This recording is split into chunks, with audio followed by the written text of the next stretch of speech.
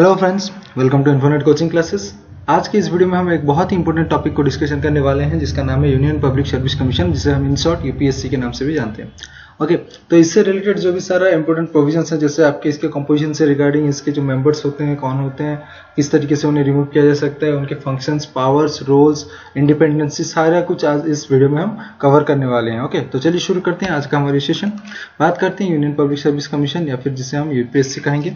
तो देखते हैं ये क्या होता है। Basically the union service commission और UPSC is the central recruiting agency in India. तो ये क्या है? सेंटर का अपना रिक्रूटिंग एजेंसी है जो कि रिक्रूटमेंट करता है डिफरेंट पोस्ट्स के लिए। Okay, it is an independent constitutional body in the sense that it has been directly created by the constitution. तो ये क्या है? एक इंडिपेंडेंट कॉन्स्टिट्यूशनल बॉडी है। ओके, किसी अदर बॉडीज के ऊपर डिपेंडेंट नहीं है, साथ ही साथ एक कॉन्स्टिट्यूशन के द्वारा बनाया गया है, यानी कि इसके रिलेटेड जो भी सारे प्रोविजंस हैं वो कॉन्स्टिट्यूशन में मेंशन है। तो it is directly created by the constitution, ये याद रखें। आर्टिकल 350 टू 328, ये जो आर्टिकल भी इंपॉर्टेंट है, 315 से लेकर 323 तक, जो कि पार्ट 14 के अंदर आते हैं। Part 14 of the constitution contains elaborate provisions regarding the composition, appointments, removal of members along with independence, powers and functions of the UPSC. तो ये जो सारे प्रोविजंस हैं कि कंपोजिशन क्या रहेगा, अपॉइंटमेंट किस तरीके से होंगे, इनके मेंबर्स, रिमूवल किस तरीके से हो सकता है, साथ ही साथ इनके इंडिपेंडेंस से रिलेटेड प्रोविजंस, पावर्स, फंक्शन, सारा कुछ जो है इसी आर्टिकल्स के अंदर आते हैं। 315 से लेकर 323 जो कि आपके पार्ट 14 में आएंगे। ओके, देखते हैं नेक्स्ट कंपोजिशन के बारे में नजर डालते हैं। एक देखिए, तो UPSC consist of A chairman other members appointed by the president of India. तो कंपोजिशन की अगर हम बात करें यूपीएससी की, तो इसमें आपको एक चेयरमैन देखने को मिलेंगे। ओके, यूपीएससी के जो चेयरमैन होते हैं, हेड होते हैं, साथ ही साथ कुछ और मेंबर्स भी होते हैं जिन्हें कि हमारे राष्ट्रपति जी अपॉइंट करते हैं, प्रेसिडेंट अपॉइंट करते हैं। The constitution without specifying the strength of the commission has left the matter to the description of the president who determines its composition. तो इसका जो कंपोजिशन है, नो डाउट ये जो बॉडी है एज इट इज ये कॉन्स्टिट्यूशनल बॉडी है और डायरेक्टली कॉन्स्टिट्यूशन के प्रोविजंस के अकॉर्डिंग बनाया गया है, लेकिन इसके रिगार्डिंग जो कंपोजिशन है ये उन्होंने स्पेसिफाई नहीं किया है, फिक्स नहीं किया गया है। और ये जो मैटर है रिगार्डिंग द कंपोजिशन, ये प्रेसिडेंट के ऊपर छोड़ा गया है, ताकि प्रेसिडेंट जिस तरीके से जितने मेंबर और रखना चाहें ये उसी तरीके से अपॉइंटमेंट कर सकते हैं। And the president determines the composition of the UPSC. Okay, आगे usually the commissions consist of 9 to 11 members including the chairman. तो नॉर्मल सिचुएशन की अगर हम बात करें, जैसे कि कंपोजिशन तो फिक्स नहीं है, नंबर ऑफ मेंबर्स फिक्स नहीं है, तो इसी वजह से जो है आपको देखने को मिलेंगे 9 to 11 members including the chairman. Chairman के साथ अगर हम कंसीडर करें तो 9 से 11 मेंबर्स आपको यूपीएससी के अंदर देखने को मिलते हैं। Further, no qualifications are prescribed for commission's membership except that one of the members of the commission should be such persons who have held office for at least 10 years either under the government of India or under the government of the state। तो इसमें ये भी कहा गया है कि आप जो कॉन्स्टिट्यूशन में प्रोविजंस है उसमें आपको क्वालिफिकेशंस कुछ भी मेंशन नहीं किया गया है।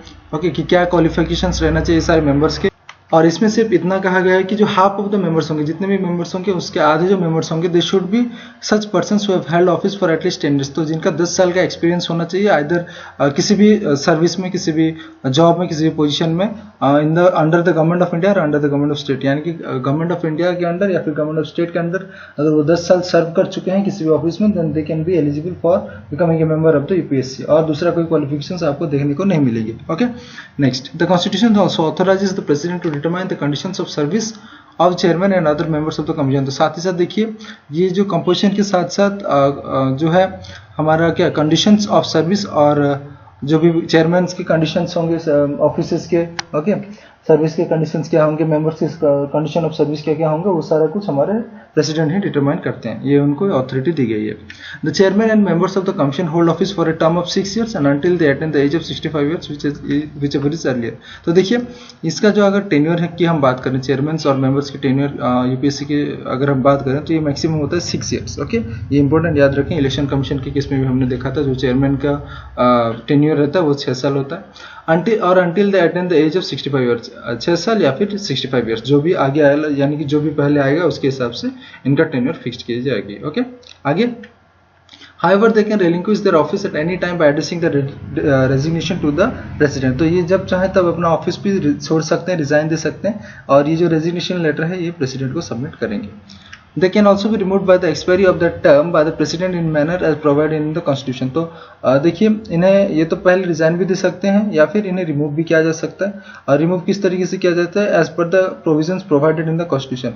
जो भी कॉन्स्टिट्यूशन में रेगुलेशंस इसके रिगार्डिंग जो भी प्रोविजंस प्रोवाइड किए गए हैं regarding the removal of the members and chairman of the UPSC, उसी के हिसाब से ही आप इन्हें रिमूव कर सकते हैं। And this can be done only by the president. Okay, the president can appoint one of the members of the UPSC as an acting chairman in the following circumstances. तो देखिए ये जो यूपीएससी के कोई member अगर हैं तो उन्हें एज ए एक्टिंग चेयरमैन भी अपॉइंट किया जा सकता है, और ये जो करेंगे हमारे प्रेसिडेंट करेंगे अंडर 2 सर्कमस्टांसेस। दोनों कंडीशंस में ये हो सकता है। पहला जो कंडीशन है when the office of the chairman falls vacant, अगर किसी वजह से अगर चेयरमैन एब्सेंट है या फिर खाली है जो चेयरमैन का ऑफिस वो वैकेंट है, तो इस केस में हम एक जो प्रेसिडेंट है हमारे एक एक्टिंग चेयरमैन अपॉइंट कर सकते हैं। सेकंड जो कंडीशन है when the chairman is unable to perform the functions due to absence और सम अदर रीजंस। तो अगर कोई दूसरा रीजन है जिसकी वजह से जो चेयरमैन है हमारे वो अपना ड्यूटीज अपना काम ठीक से परफॉर्म नहीं कर पा रहे हैं, उस केस में भी आपको देखने को मिलेंगे ये जो हमारे एक्टिंग चेयरमैन है। इन्हें अपॉइंट किया जाएगा from among the members of the UPSC by the president. आगे देखेंगे the acting chairman functions till a person appointed as the chairman enters on the duties of the office और till the chairman is able to resume his duties. तो ये कब तक काम करेंगे, कब तक एक्टिंग चेयरमैन के हिसाब से काम करेंगे, जब तक कि एक नया चेयरमैन अपॉइंट नहीं हो जाते या फिर जो अपना अगर कोई एब्सेंट है चेयरमैन या फिर परफॉर्म नहीं कर पा रहे हैं ड्यूटीज, वो वापस अपने ड्यूटीज रिज्यूम नहीं कर लेते, तो उतने टाइम तक ये कंटिन्यू रहेंगे एज एन एक्टिंग चेयरमैन। आगे देखेंगे फ्रेंड्स, बात करेंगे रिमूवल के। ये जो मेंबर्स होते हैं चेयरपर्सन होते हैं इनको किस तरीके से रिमूव किया जा सकता है उसके ऊपर नजर डालेंगे। पहला जो प्रोविजन है इसके रिगार्डिंग देखिए, the president can remove the chairman और any other members of the UPSC from the office under the following circumstances. ये जो है अगर कोई रिमूवल वाला केस आता है तो वो उसके लिए 3 ही कंडीशंस हैं, और रिमूवल जो करेंगे हमारे प्रेसिडेंट ही रिमूव कर सकते हैं चेयरमैन को और अदर मेंबर्स को। कौन कौन से सर्कमस्टांसेस, कौन कौन से केसेस में रिमूव हो सकते हैं देखते हैं। पहला है if he adjust an insolvent, अगर वो बैंकक्रप्ट हो जाते हैं, दिवालिया जिसे हम बोलते हैं, अगर वो दिवालिया हो जाते हैं, बैंकक्रप्ट हो जाते हैं, then in that case he can be removed as the और from the post of chairman और the members of the UPSC. उन्हें रिमूव किया जा सकता है। सेकंड जो कंडीशन है if he engages during a term of office in paid employment outside the duties of office, यानी कि अगर अपने टेन्योर के टाइम पीरियड में अपने कार्यकाल के समय पे या कहीं बाहर पेड एम्प्लॉयमेंट के हिसाब से काम करते हैं, apart from his duties in the office, वो तो ऑफिस में रहेंगे ही, ऑफिस की ड्यूटीज करेंगे ही, लेकिन ऑफिस की ड्यूटी के अलावा अगर कहीं बाहर किसी और काम कर रहे हैं जिसमें कि उनको पेमेंट मिल रहा है, पेड एम्प्लॉयमेंट कर रहे हैं, then in that case also he can be remove on that ground. तीसरा जो है if he is in the opinion of the president unfit to continue in office by reason of infirmity और mind of the body, यानी कि अगर mentally और physically अब वो अनफिट हो जाते हैं, इन the opinion of the president, president की नज़र में अगर वो उन्हें लगता है कि ये जो है पर्टिकुलर पर्सन चेयरमैन या फिर मेंबर्स जो हैं वो अनफिट हैं अपना ऑफिस कंटिन्यू करने के लिए, then in that case he can be remove by the president. आगे देखिए, इन एडिशन टू दिस, इसके अलावा देखिए the president can also remove the chairman और any other members of UPSC for misbehaviour. तो एक और ग्राउंड भी है कि मिसबिहेवियर बेसिस पे भी आप इन्हें रिमूव करवा सकते हैं। तो ये जो मिसबिहेवियर के केस में क्या होता है, कुछ इंपॉर्टेंट इससे रिलेटेड है, देखिए। However, in this case, the president has to refer the matter to the Supreme Court for an inquiry. अगर जो मिसबिहेवियर का कॉन्सेप्ट आता है, यानी कि मिसबिहेवियर के बेसिस पे इसी ग्राउंड पे आपको किसी को रिमूव करना है, देन इन दैट केस आप उसने डायरेक्टली नहीं रिमूव कर सकते। तो in that case you have to refer the matter to the Supreme Court for an inquiry. तो प्रेसिडेंट जो है उस केस में सुप्रीम कोर्ट को ये रेफर करेंगे मैटर, और उस केस में इंक्वायरी होगा कि सही में वो जो पर्टिकुलर पर्सन है वो मिसबिहेवियर किया है कि नहीं, and accordingly if it is proven then the person will be removed.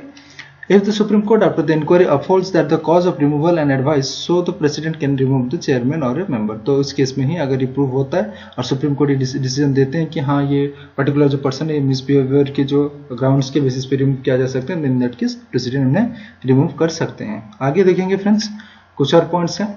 Under the provisions of the Constitution, the advice tendered by the Supreme Court in this regard is binding on the President। तो Constitution के हिसाब से, हमारे संविधान के हिसाब से, regarding the relation और regarding the question of the misbehavior, जो हम प्रेसिडेंट हमारे रेफर करेंगे सुप्रीम कोर्ट को, उस केस में सुप्रीम कोर्ट जो भी एडवाइस देंगे, जो भी रिकमेंडेशन देंगे, वो बाइंडिंग होगा प्रेसिडेंट के ऊपर, यानी कि उसी एडवाइस के अकॉर्डिंग ही इन्हें काम करना पड़ेगा।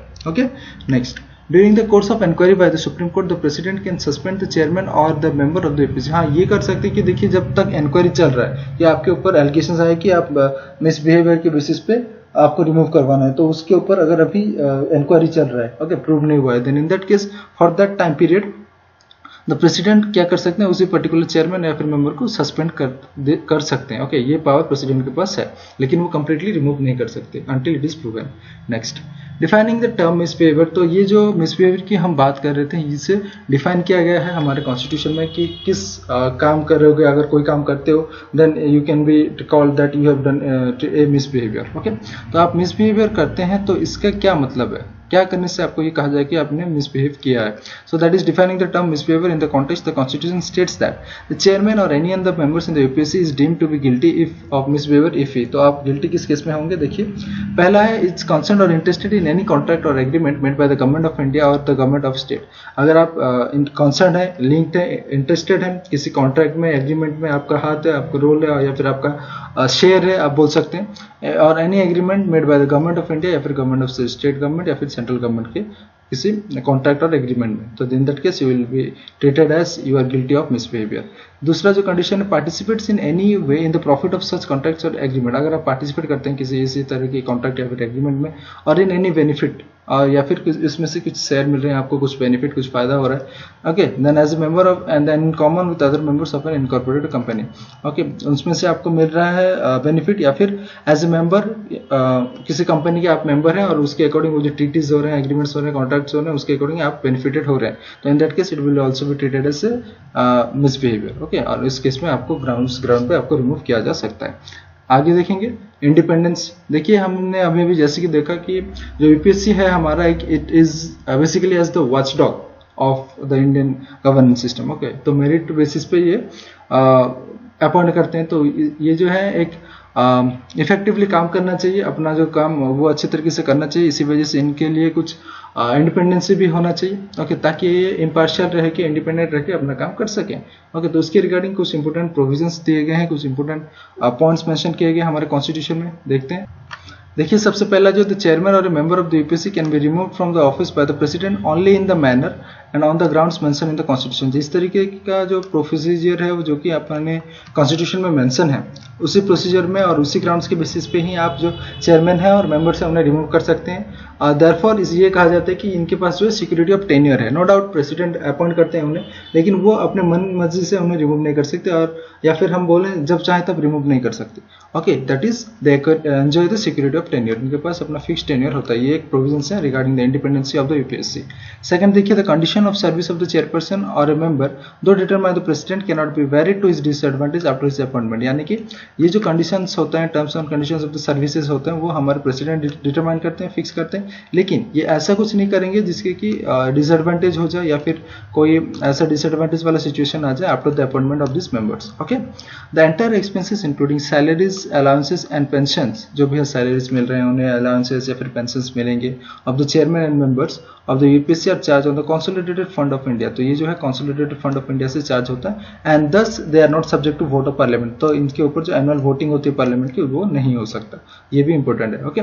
नेक्स्ट जो देखिए the chairman of UPSC on ceasing to hold office, यानी कि जब अपना जो यूपीएससी के chairman after his completion of 10 year, okay, जब इनका कार्यकाल खत्म होता है, is not eligible for further employment, ये फर्दर एम्प्लॉयमेंट के लिए एलिजिबल नहीं है, ओके, यानी कि ये किसी और पोस्ट, किसी और गवर्नमेंट पोस्ट होल्ड नहीं कर सकते on the government of India और state, government of Indian government का हो या फिर स्टेट गवर्नमेंट का, किसी भी अदर पोस्ट में ये एलिजिबल नहीं होंगे, ओके, ये कुछ और पोस्ट होल्ड नहीं कर सकते, ताकि ये एक अपना क्या बोलते हैं आप, जो ऑनेस्टली अपना काम कर सके, ओके।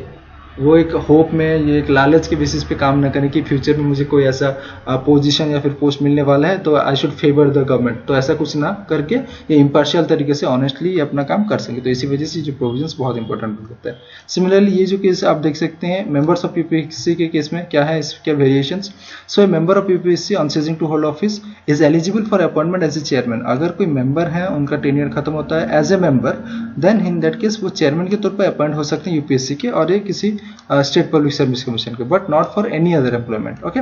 तो ये इंपॉर्टेंट है। अगर आप मेंबर्स हैं और आपका टेन्योर खत्म होता है एज ए मेंबर, देन आप चेयरमैन बन सकते हो यूपीएससी के या फिर किसी स्टेट पब्लिक सर्विस कमीशन के, लेकिन उसके अलावा आप कोई दूसरा एम्प्लॉयमेंट या फिर कोई दूसरा पोजीशन होल्ड नहीं कर सकते under the government of India और the government of the state, okay. तो ये basic difference between the chairman and the members of the UPSC. Next the chairman और member of the UPSC after having completed his first term. देखिए अगर किसी भी member हो या फिर चेयरमैन का अगर पहला टर्म खत्म हो जाता है, is not eligible for reappointment to that office, तो उसी सेम ऑफिस में रीअपॉइंट नहीं हो सकते, यानी कि अपना सेकंड टर्म कंटिन्यू नहीं कर सकते। तो ये भी एक इंपॉर्टेंट है, क्योंकि इसके वजह से जो है इम्पार्शियलिटी प्रिवेल करती है, वरना ये जो है अपने फ्यूचर गोल्स के लिए या फिर फ्यूचर में कुछ पोजीशन मिल जाए, कुछ पोस्ट मिल जाए, रीअपॉइंटमेंट हो जाए, इसी वजह से कुछ फेवर भी कर सकते हैं जिसमें कि आपको इम्पार्शियलिटी देखने को नहीं मिलेगी और ये किसी बायस हो जाएंगे और उनको फेवर करने लगेंगे। तो ये सारा कुछ जो प्रोविजन है इसी वजह से बनाया गया है। ओके, आगे बढ़ेंगे, कुछ फंक्शंस की बात करेंगे regarding the UPSC. The UPSC performs the following functions. तो ये कुछ फंक्शंस परफॉर्म करते हैं, क्या है देखते हैं एक एक करके। सबसे पहला देखिए important, it conducts examination. Examinations conduct करते हैं किसके लिए? For the appointment of all India services, जितने भी ऑल इंडिया सर्विसेज हैं, सेंट्रल सर्विसेज हैं और पब्लिक सर्विसेज हैं जो कि सेंट्रली एडमिनिस्ट्रेट किए जाते हैं। ओके, सेंट्रली एडमिनिस्ट्रेटेड के लिए ये सारा कुछ जो एग्जामिनेशंस कंडक्ट करते हैं। इट असिस्ट द स्टेट, साथ ही साथ जो है ये स्टेट को असिस्ट कर देंगे इफ रिक्वायर्ड बाय 2 और more state to do so, अगर वो स्टेट रिक्वेस्ट करते हैं करने के लिए। So in framing the operating schemes of joint recruitment of for any services for which the candidates possess special qualifications are required. अगर कोई ऐसा कैंडिडेट चुनना हो जिसके पास के स्पेशल क्वालिफिकेशंस हो और उसके लिए कोई स्कीम्स बनानी हो, कोई रेगुलेशंस रूल्स बनानी हो, then in that case UPSC can assist the different states on their request. Okay, it serves all और any of the needs of the states on the request of the state governor. जब state governor अगर request करते हैं UPSC को, तो ये जो उनका नीड्स है वो सर्व कर सकते हैं, उनके लिए काम भी कर सकते हैं। कुछ अगर ज़रूरत हो, यूपीएससी की ज़रूरत आन पड़े then, and with the approval of the president of India. लेकिन ये जो सर्व करेंगे that should be with the approval of the president of India, यानी कि प्रेसिडेंट से परमिशन लेके, प्रेसिडेंट से अप्रूवल लेके ये स्टेट्स के लिए सर्व कर सकते हैं अपना कोई काम। Okay, it is consulted on the following matters relating to personal management. Personal management जो है या फिर रिक्रूटमेंट की जो हम बात करते हैं उसके रिगार्डिंग कुछ मैटर्स हैं और उस मैटर्स में इन्हें कंसल्ट करना पड़ता है, यूपीएससी को कंसल्ट किया जाता है। कौन कौन से वो मैटर्स हैं देखते हैं डिटेल में। पहले देखिए आप जो है all matters relating to the methods of recruitment to civil service and civil post. जो भी जितने भी सिविल सर्विस से रिलेटेड मैटर्स हो या फिर सिविल पोस्ट से रिलेटेड मैटर्स हो, वो सारे केस में, सारे के सारे केस में आपको यूपीएससी को कंसल्ट किया जाता है। Next, the principles to be followed in making appointments to civil services. Civil services और जो पोस्ट हैं उनमें अपॉइंटमेंट्स करने के लिए क्या क्या प्रिंसिपल्स फॉलो करना है, क्या रूल्स रेगुलेशंस फॉलो करना है, वो सारा कुछ भी यही बंद करते हैं और इन्हें कंसल्ट किया जाता है इसी मैटर में। And in making promotions and transfer from one service to another. अगर प्रोमोशंस भी कर रहे हैं या फिर कोई ट्रांसफर हो रहा है एक सर्विस से दूसरे, okay, then in that case also the UPSC comes into hand, okay, comes into play basically. Matters related to temporary appointments. अगर कोई टेम्पोररी अपॉइंटमेंट से रिलेटेड मैटर्स हो और period exceeding 1 year and on regularisation of appointments, साथ ही साथ जो है रेगुलराइजेशन ऑफ अपॉइंटमेंट्स के केस में भी इन्हें कंसल्ट किया जाता है। और कहाँ कंसल्ट करते हैं देखते हैं। The suitability of candidates for appointment to civil services and post. तो ये जो कैंडिडेट्स की एलिजिबिलिटी किस तरीके से होंगे, कैसे सुटेबल होंगे, ओके, क्या क्या क्राइटेरिया रहना चाहिए, वो सारा कुछ यही डिटरमाइन करेंगे। और promotions and transfer from one service to another, promotions हो गया, one service to another transfer की बात हो गया। And appointments by transfer of deputation, अगर डिप्यूटेशन करके कहीं पे ट्रांसफर करना हो तो उस केस में भी इन्हें कंसल्ट करना पड़ता है। द कंसर्ट डिपार्टमेंट्स में recommend for promotions and request the UPSC to ratify them. तो जो कंसर्ट पर्टिकुलर डिपार्टमेंट है वो रिकमेंडेशंस देंगे और उसको रेटिफाई करने के लिए, स्क्रूटनाइज करने के लिए यूपीएससी को कहेंगे, ओके, यूपीएससी को कंसल्ट करेंगे और यूपीएससी जिस तरीके से रिकमेंडेशन देंगे उसके हिसाब से अपना जो ट्रांसफर्स हैं या फिर जो अपॉइंटमेंट्स हैं वो सारे कुछ करेंगे। नेक्स्ट देखिए, all disciplinary matters affecting a person serving under the government of India. तो गवर्नमेंट ऑफ इंडिया में जो भी अगर सर्व कर रहा है कोई पर्टिकुलर पर्सन, उसके रिलेटेड जो भी डिसिप्लिनरी मैटर्स हैं वो सारा कुछ भी यही देखते हैं, okay, in civil capacity including memorials और petitions related to such matters. तो ये कुछ मैटर्स हैं जिनके रिगार्डिंग इन्हें कंसल्ट किया जाता है। बेसिकली पहला जो है सेंसर सर्व डिसअप्रूवल जो हम बोलते हैं, और विथहोल्डिंग ऑफ इंक्रीमेंट्स विथहोल्ड हो जाता है। साथ ही साथ recovery of pecuniary loss, reduction to lower service और रैंक, कंपलसरी रिटायरमेंट की बात हो, चाहे रिमूवल फ्रॉम सर्विसेज या फिर डिसमिसल फ्रॉम सर्विसेज। तो ये सारे मैटर्स के ऊपर भी आपको यूपीएससी को कंसल्ट करके सारा कुछ डिसीजन लिया जाता है, okay, by the concern departments. Any claim for reimbursement of legal expenses incurred by a civil servant in defending legal proceedings instituted against him in respect of acts done in the execution of his official duties। अगर कोई claim है, okay, for reimbursement of legal expenses से related, okay, ताकि अगर कोई civil servant अपना काम करते हुए, अपना फंक्शनिंग करते हुए, ऑफिशियल ड्यूटीज परफॉर्म करते हुए, ओके, कोई लीगल प्रोसीडिंग्स इंस्टीट्यूट हो जाता है उसके अगेंस्ट, तो उस केस में भी यूपीएससी का एक मेजर रोल आता है। इनका एक मेजर काम रहता है जिसमें कि ये उस मैटर को देखेंगे, ओके, स्टडी करेंगे। आगे मैटर्स ऑन टेम्पररी अपॉइंटमेंट्स, कुछ टेम्पररी अपॉइंटमेंट्स रिलेटेड भी मैटर्स भी हो सकते हैं for period exceeding 1 year and regulations of the appointment, ये जो हमने डिस्कशन किया अभी।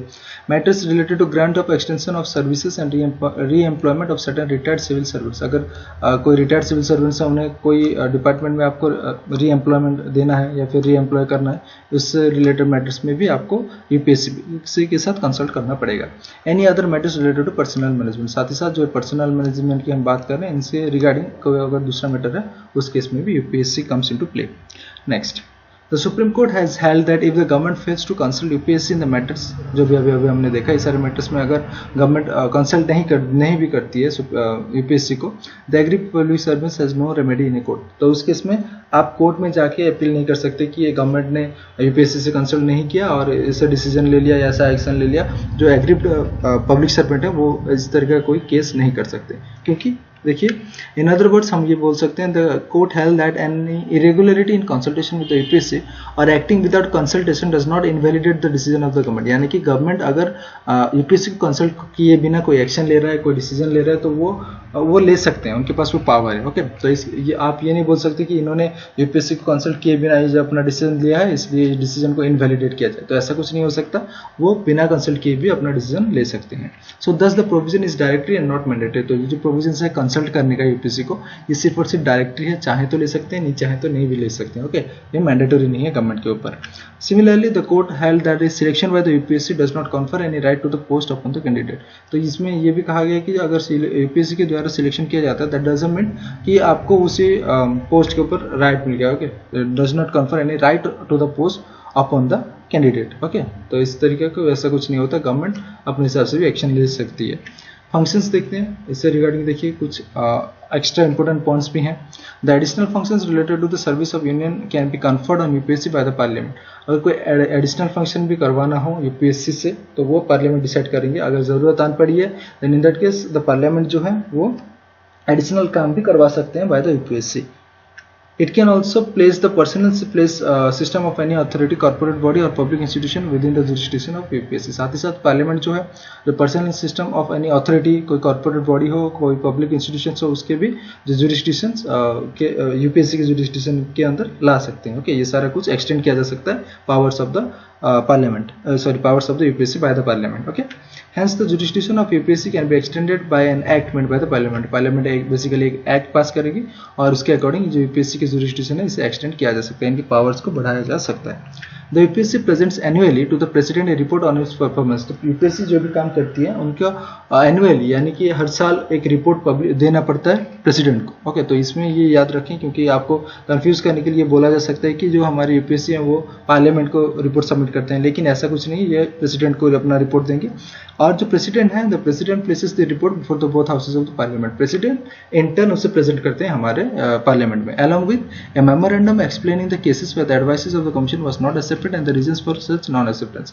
तो इसमें ये भी कहा जाता है, वो जो रिपोर्ट एनुअल रिपोर्ट होता है इसमें गवर्नमेंट की तरफ से ये भी कहा जाता है कि कौन कौन से केसेस ऐसे थे, कि कौन कौन से सिचुएशंस ऐसे थे जिसमें कि आपने यूपीएससी को कंसल्ट नहीं किया। ओके, या फिर कहें हम यूपीएससी के जो एडवाइस को आपने नहीं माना, इट वाज नॉट एक्सेप्टेड, और क्यों नहीं माना, what is the reason for such non acceptance, वो भी आपको स्पेसिफाई करना होता है, तो वो आपको एक्सप्लेन करना पड़ता है। Okay, while placing this reports basically, ये भी इंपॉर्टेंट है, याद रखें।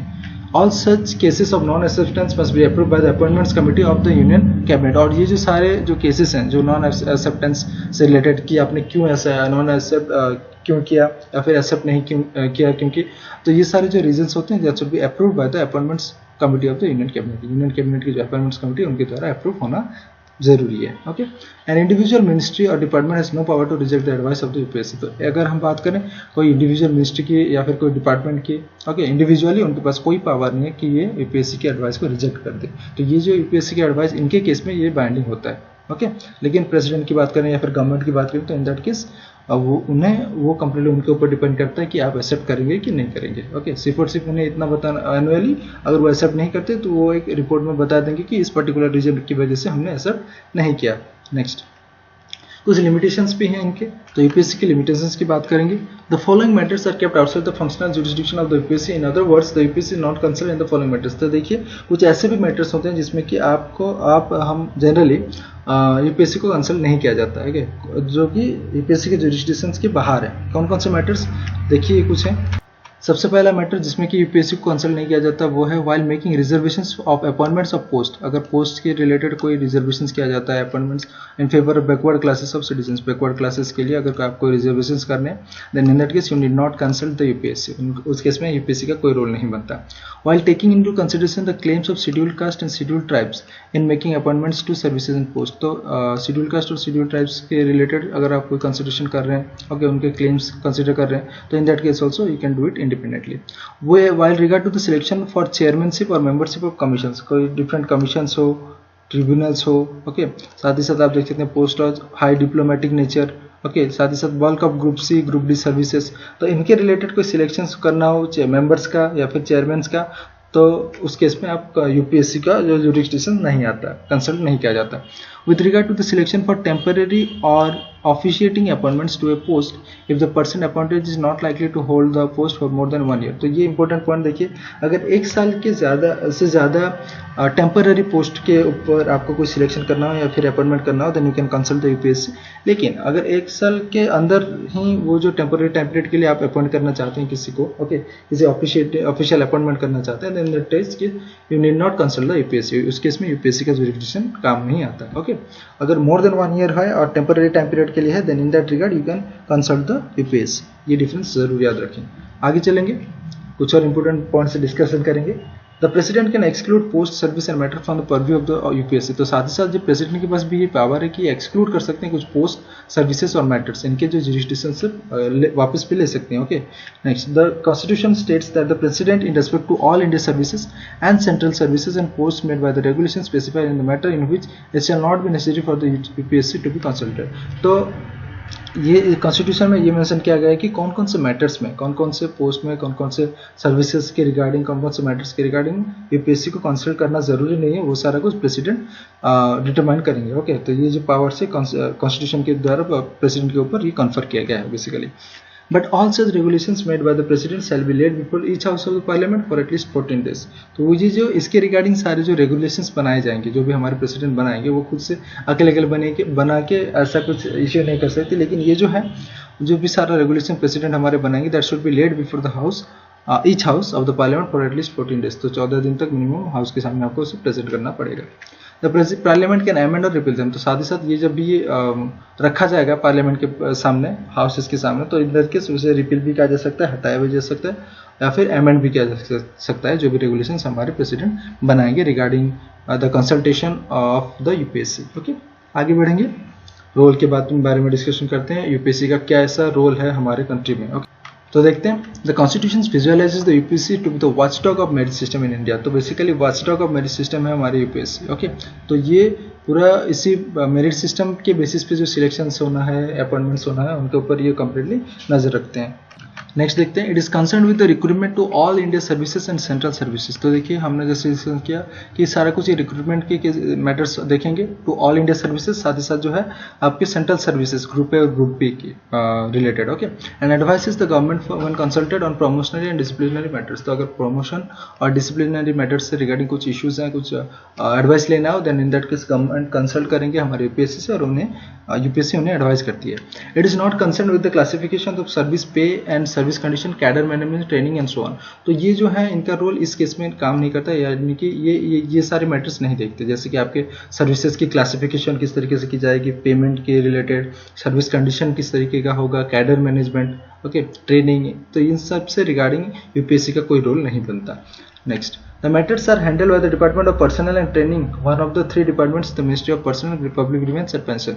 तो ये जो सारा मैटर्स अभी हमने देखा जो कि यूपीएससी की जुरिसडिक्शन के अंडर नहीं आता, या फिर यूपीएससी इनसे रिलेटेड मैटर्स नहीं देखता, जैसे कि classification of service, training, management, cadre management, ये सारे रिगार्डिंग जो है हमारे department of personal and training देखते हैं, ओके। तो जो कि आपके one of the 3 department of ministry of personal, public grievance and pension के अंडर आते हैं, okay. So therefore the UPSC is only A central recruiting agency. तो यूपीएससी जो है बेसिकली सिर्फ और सिर्फ एक सेंट्रल रिक्रूटिंग एजेंसी है, लेकिन जो डिपार्टमेंट ऑफ पर्सनल और ट्रेनिंग है ये हमारे सेंट्रल पर्सनल एजेंसी हैं, जो कि cadre management, training, payment, service condition, ये सब से रिगार्डिंग मैटर्स देखते हैं। ओके, लेकिन यूपीएससी जो है ये सिर्फ और सिर्फ एक रिक्रूटिंग एजेंसी सेंटर के। आगे, the role of UPSC is not limited, but also recommendations made by it are only of advisory nature and hence not binding on the government। जैसे कि हमने अभी भी देखा कि कुछ लिमिटेड पावर्स ही हैं यूपीएससी के पास। ओके, बहुत सारे जो ऐसे कुछ मैटर्स हैं जो कि इसके जुरिडिक्शन के अंडर नहीं आते, तो इसमें से इसी वजह से इनका रोल जो है लिमिटेड है, लेकिन इनकी जो रिकमेंडेशंस भी है ये एडवाइजरी है। ओके, इसी के साथ देखिए, आप अगर कोई एडवाइस हमारे यूपीएससी देते हैं गवर्नमेंट को, तो वो मैंडेटरी नहीं है, बाइंडिंग नहीं है गवर्नमेंट के ऊपर, वो चाहे तो मान सकते हैं वरना ना माने तो भी कोई बात नहीं। Okay, it is up to the union government to accept और रिजेक्ट द एडवाइस। तो ये जो यूनियन गवर्नमेंट के ऊपर डिपेंड करते हैं कि इनके जो एडवाइस है इसे एक्सेप्ट करते हैं या फिर रिजेक्ट कर देते हैं। The only safeguard is the answerability of the government to the parliament for departing from the recommendations of the commission. Okay, Further, the government can also make rules which regulate the scope of the advisory functions of UPSC। साथ ही साथ जो है government के पास ये भी power है कि ये रेगुलेट कर सकते हैं यूपीएससी को। Okay, no doubt it is an independent constitutional body, लेकिन इसके जो कंट्रोल है वो गवर्नमेंट के पास है। ओके, इनसे रिगार्डिंग वो सारे रेगुलेशंस बना सकते हैं ताकि इनका जो एडवाइजरी फंक्शंस कितने एक्सटेंट तक काम कर सकते हैं, कितने इनका जुरिडिक्शन होगा, तो उसके रिगार्डिंग भी रेगुलेशंस गवर्नमेंट ही बना सकते हैं। Okay, the emergence of central vigilance commission, ये भी इंपॉर्टेंट पॉइंट देखिए। जब हमारा जो सेंट्रल विजिलेंस कमीशन आया, सीवीसी आया 1964 में, it affected the role of UPSC in disciplinary matters. तो डिसिप्लिनरी मैटर्स में ये यूपीएससी के रोल में इंटरफेयर करने लगा। ओके, तो इस बेसिकली जब सीवीसी आया, सीवीसी और यूपीएससी के बीच में ये एक आप बोल सकते हैं कि एक टसल सा हो गया। Okay, regarding the disciplinary matters, this is because both are consulted by the government while taking disciplinary actions against civil servant. क्योंकि जब भी कोई सिविल सर्वेंट्स के अगेंस्ट आप डिसिप्लिनरी मैटर्स से रिगार्डिंग कोई डिसीजन लेते हैं, तो इन दैट केस ये दोनों को कंसल्ट करना पड़ता है। Okay, both are consulted. So the problem arises when the bodies tender conflicting advice. तो प्रॉब्लम कब होता है? जब ये दोनों बॉडीज जो है सीबीसी और यूपीएससी अलग अलग डिसीजन देते हैं या फिर अलग अलग एडवाइस देते हैं। ओके, लेकिन इस केस में आप देख सकते हैं, however the UPSC being an independent constitutional body, लेकिन हमें जैसे कि पता है यूपीएससी जो है हमारा वो इंडिपेंडेंट है, कॉन्स्टिट्यूशनल बॉडी है, तो इसी वजह से executive resolution of the government of India are conferred a statutory status in October 2003। तो इसी वजह से जो है यूपीएससी का जो एडवाइस होता है वो प्रिवेल कर जाता है ज्यादातर टाइम पे। ओके, और ये जो हमारे सीवीसी है, executive resolution of the government of India conferred a statutory status in October 2003। Okay, next. तो इसी के साथ देखिए फ्रेंड्स, आज का हमारा वीडियो खत्म होता है। Thank you friends, thanks for watching. ये आपको अगर एडवांटेजेस लगा हो तो please like and share and do subscribe to our channel. Thank you friends.